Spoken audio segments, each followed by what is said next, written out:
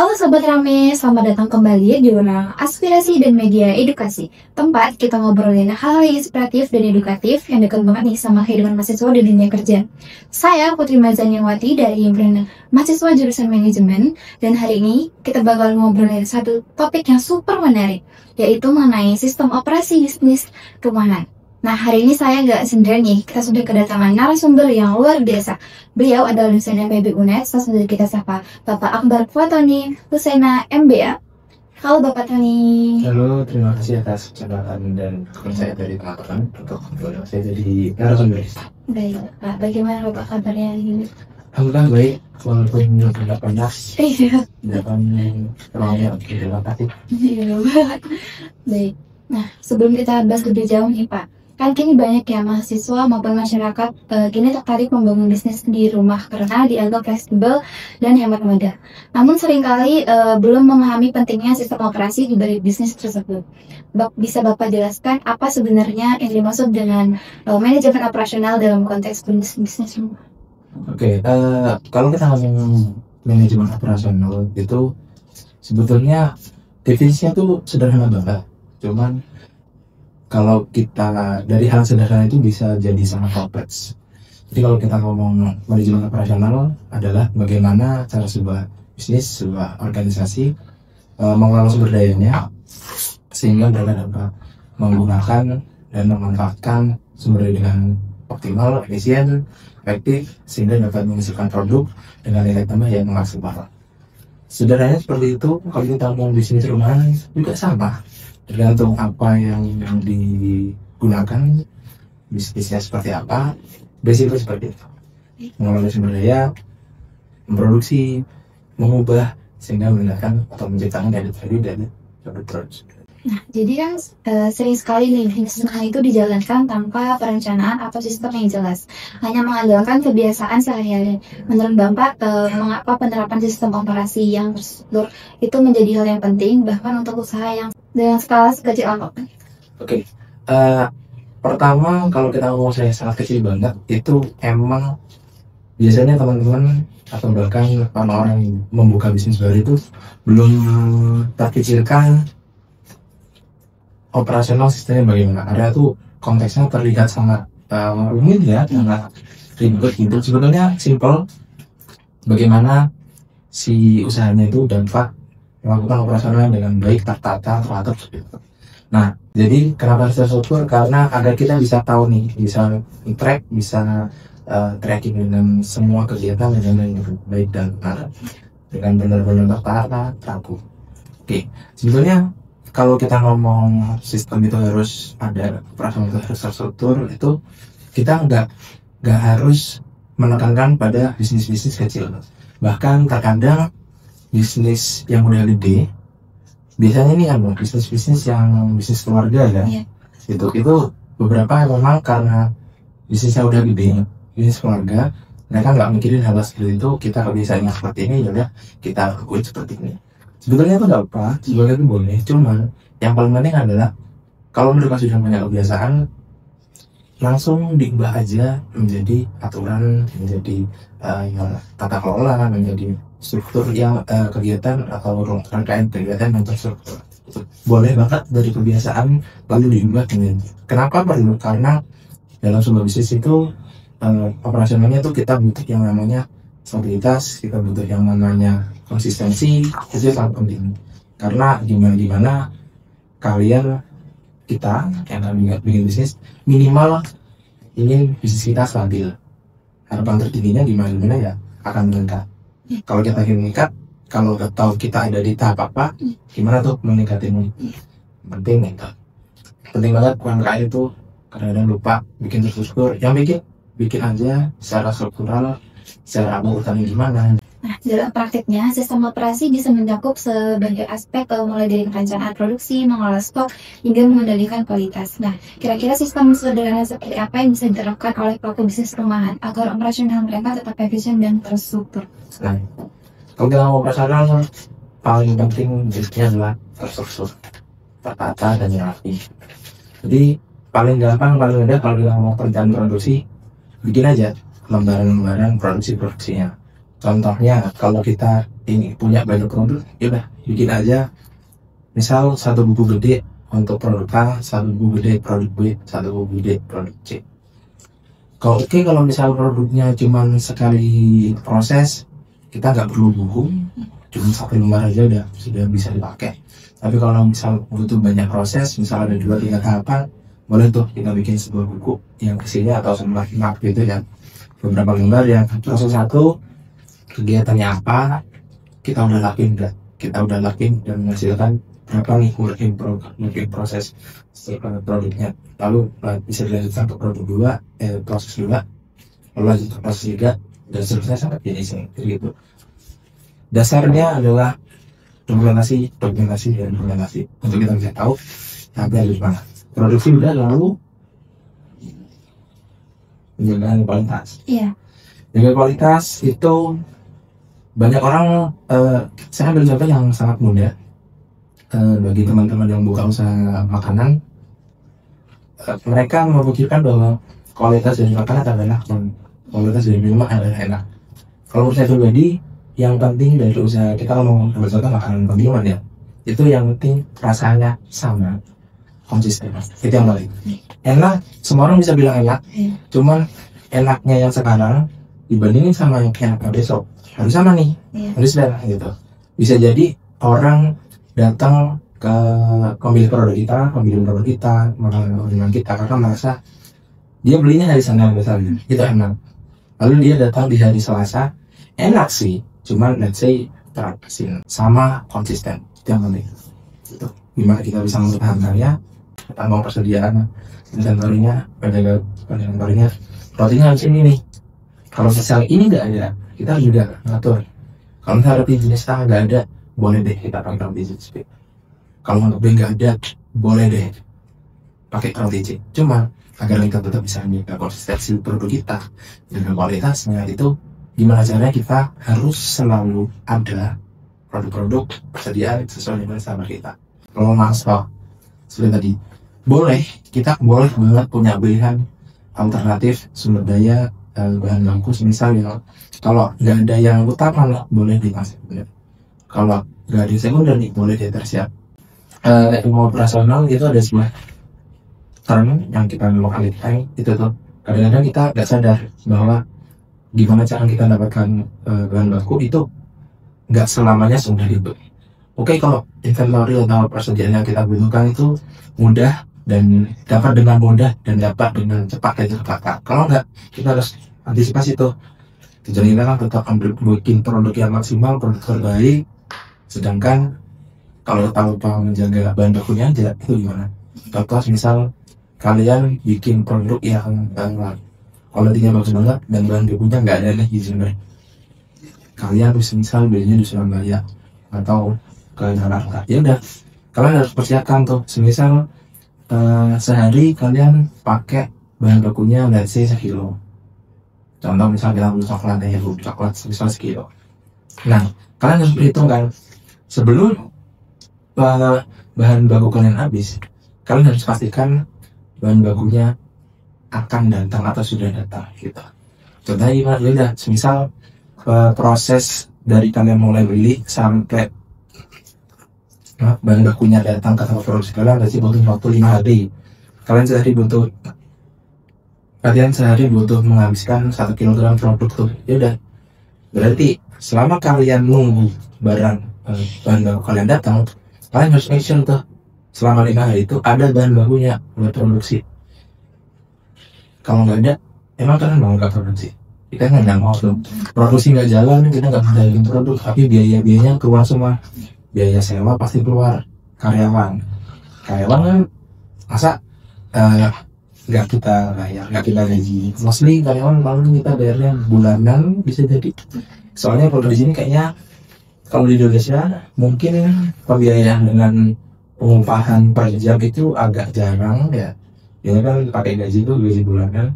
Tuh, semisal kita dari manajemennya miss nih ngomongin persediaan, ternyata yang seharusnya kita pesan hari ini lupa nih. Iya sih kita pesan hari ini, tapi let's say kita mau pesannya jam 5 sore baru bisa diproses besok ya.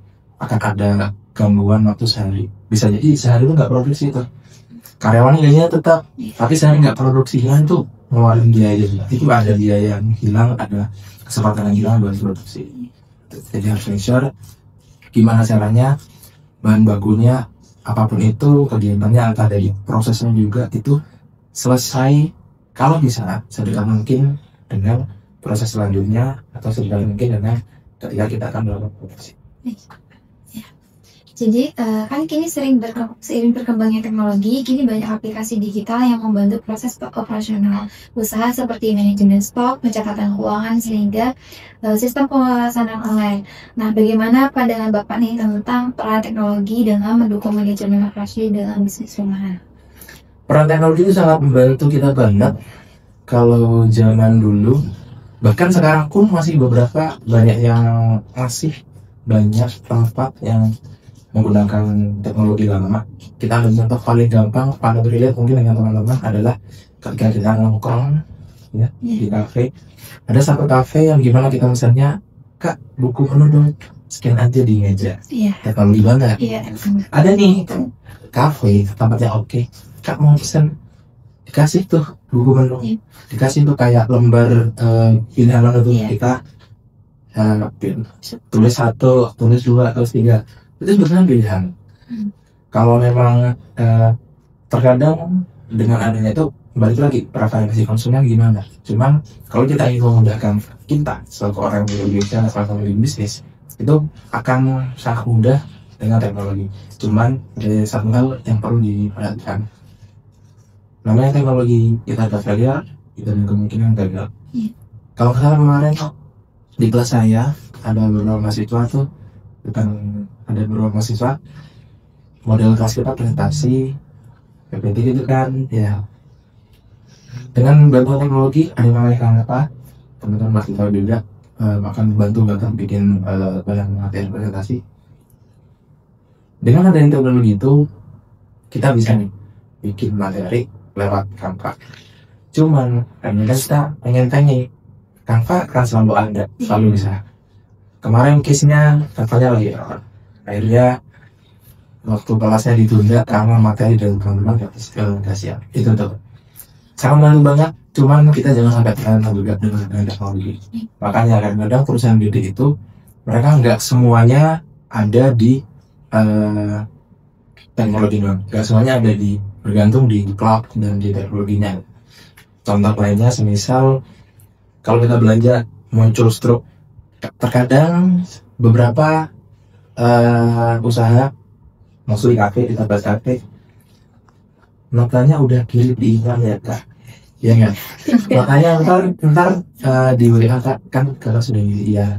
Nah, bagi mereka itu sangat memudahkan banget. Cuman kayak tadi, semisal ada failure di sistemnya, di koneksi internet, apalagi itu ketika mereka melakukan pengecekan, itu gimana tuh?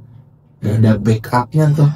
Makanya kadang-kadang kafe ada yang bahkan ngasih stroke ke konsumen, ada stroke sendiri buat kasir, dan pasti akan ada stroke untuk teman-teman di Kica, karena itu yang menjadikan dasar bahwa ada pesanan apa, jumlahnya berapa, untuk itu berapa.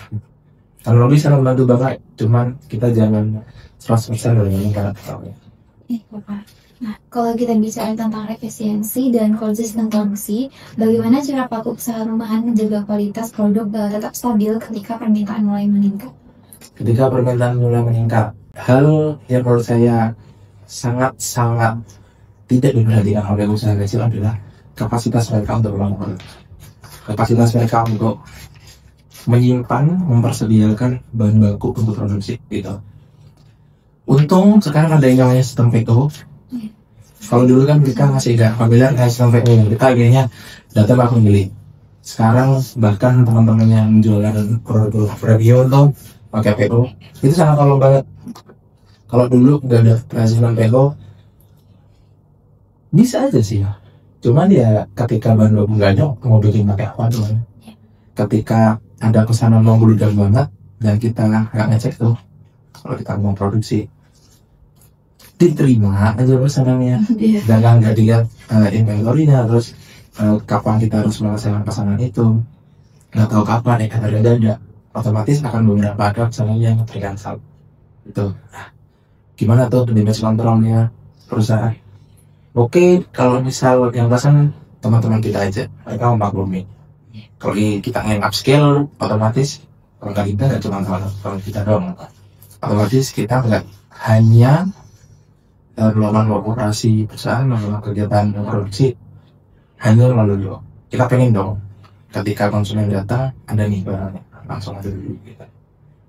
Jadi kalau kita ngomong gimana jaga kualitasnya, kalau kita mau produksi entah itu makanan, minuman, atau produk lain, bahan baku. Setelah bahan baku udah ada, prosedur udah ada, jangan lupa proses. Oke, kalau misal prosesnya cuma satu doang enak, misal contohnya kita ambil contoh paling gampang, jualan pisang goreng. Prosesnya apa sih? Bikin adonan tepung, untuk gulainya pisang. Prosesnya dalam tanda kutip gitu doang. Nah, yang gitu doang pun ada banyak banget tantangannya. Misal kita ambil contoh pisangnya nggak ada, atau mungkin kalau bikin adonan tepungnya tuh nggak susah ya, karena bahannya seharusnya mudah berarti. Itu satu proses doang. Kalau misal prosesnya banyak tuh, setelah ambil contoh apa? Oke, kita ambil contoh bikin makanannya agak ribet, let's say makanannya bergerak. Dan kalian sebagai teman-teman yang ini produksi memilih untuk burgernya tuh kalian bikin sendiri tuh patty-nya, kalian giling sendiri dagingnya, rotinya misal sampai kalian pede banget bisa bikin roti burger yang enak, bikin sendiri kan berproses tuh. Kita boleh banget bisa jualan burger, ya udah rotinya beli, patty-nya beli, seladanya apa beli, tinggal di grill udah kelar. Tapi kalau kalian melakukan dan untuk berproses harus jadi juga. Waktu proses pertama harus selesai ketika proses jualan, proses jualan selesai ketika proses akan melakukan proses ketiga, dan itu sebisa mungkin kalau misalnya miss di salah satu proses, miss di proses kedua, prosedurnya gimana nanti baru proses tidak telat. Proses pertama ada tumpukan di situ, bakal ada berubah di situ, proses juga butuh waktu lama. Bahan baku harus di make sure semua ada, dan kalau bisa sedekat mungkin dengan waktu produksi, waktu proses pemrosesan bahan baku. Yang kedua harus menjaga banget waktu proses mengolah bahan baku setepat mungkin dan sedekat mungkin dengan proses berikutnya. Menurut Bapak nih, kesalahan apa yang paling umum yang sering dilakukan oleh pelaku bisnis rumahan dalam mengelola sistem operasi, dan bagaimana seharusnya hal itu dihindari sejak awal? Menurut saya kesalahan yang paling banyak dilakukan oleh teman-teman UMKM adalah tidak membuat SOP dan bikin SOP cuman diinget-inget doang sama orang-orang gitu. Kalau teman-teman pernah mampir ke beberapa biasanya toko-toko gede, yang paling gampang kelihatan dan yang itu sebenarnya SOP, cuman bagi kita orang yang nggak ngerti itu adalah sebuah slogan aja. Kayak misalnya misalkan datang sebuah toko gitu, ada tulisan senyum sapa salam. Bagi kita mungkin itu slogan aja, tapi sebetulnya itu prosedur tuh, itu SOP tuh gimana caranya teman-teman yang kerja di sana itu memberikan layanan kepada pelanggan. Mereka harus senyum, mereka harus menyapa konsumennya, dan mereka harus memberikan salam dan mendengarkan. Dokumentasi itu sangat penting. SOP tulis aja, bikin aja di Anda sebuah ruangan produksi, ya udah bikin aja tuh, bikin dari banner, tempel aja. Kalau produksinya ribet dibagi tuh produksi 1, 2, 3, atau misal dibuat bahasanya sesederhana mungkin apa aja yang perlu dilakuin. Kalau udah mulai ribet nggak bisa ditaruh di sebuah media yang gede dan bisa menggunakan simpel, udah tempel aja di tempat atau station proses itu berlangsung. Misal kita ambil contoh makanan lagi, SOP untuk menggoreng, let's say menggoreng pisang misal, ya udah tempel aja tuh wajahnya di sini ada tembok, tempel aja waktu menggoreng berapa menit.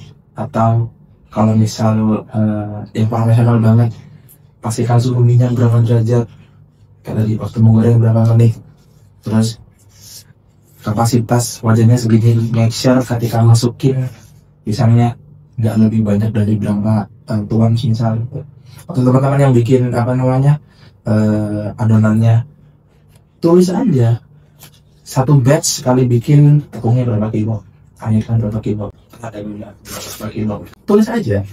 Kadang-kadang tuh teman-teman, apalagi ini mau aku ya, biasanya teman-teman yang udah senior tuh udah hafal, kayak feeling bro, aku udah ngerti cara bikinnya. Jadi mereka nggak ngeliat lah SOP-nya. Yang penting, apalagi misal karyawan baru nih, kan belajar kan, Pak, saya baru di sini, tolong tukun saya, gitu kan. Diajarin tuh cara bikinnya gini deh, dibantu. Besoknya ada karyawan senior lagi, ngajarinnya beda. Ada karyawan senior lain, ngajarinnya beda. Mungkin dia tanya, kok beda saya sebelumnya? Saya biasanya seperti ini. Itu kata-kata paling bahaya banget bagi teman-teman UMKM. Bahkan bisnis gede pun, bisnis keluarga juga, ingat bapak mamanya dikasih tahu perlu yang namanya sistem, perlu namanya SOP, dengan biasanya seperti ini. Itu dengan adanya SOP, semua akan terstruktur, semua akan konsisten, semua akan dapat mengusahakan kegiatan produksinya, tiap prosesnya yang pada akhirnya ultimately menghasilkan produk yang kualitasnya sesuai dengan yang dibikin, sesuai dengan ditetapkan, dengan waktu, penggunaan sumber daya, dan semua tantangannya sesuai dengan yang diinginkan dan emang dituju oleh si perusahaan, si bisnisnya itu. Baik, Bapak.